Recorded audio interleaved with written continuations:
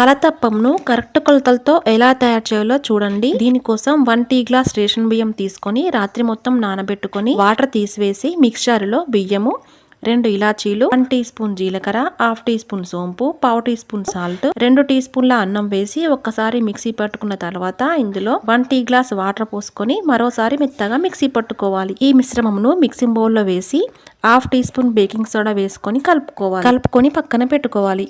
ఇప్పుడు stove on చేసి దానిపై ఒక బౌల్ పెట్టుకొని ఇందులో తరిగిన 1.5 టీ గ్లాసుల బెల్లం వేసి హాఫ్ టీ గ్లాస్ వాటర్ పోసుకొని బెల్లాన్ని కరిగించుకోవాలి.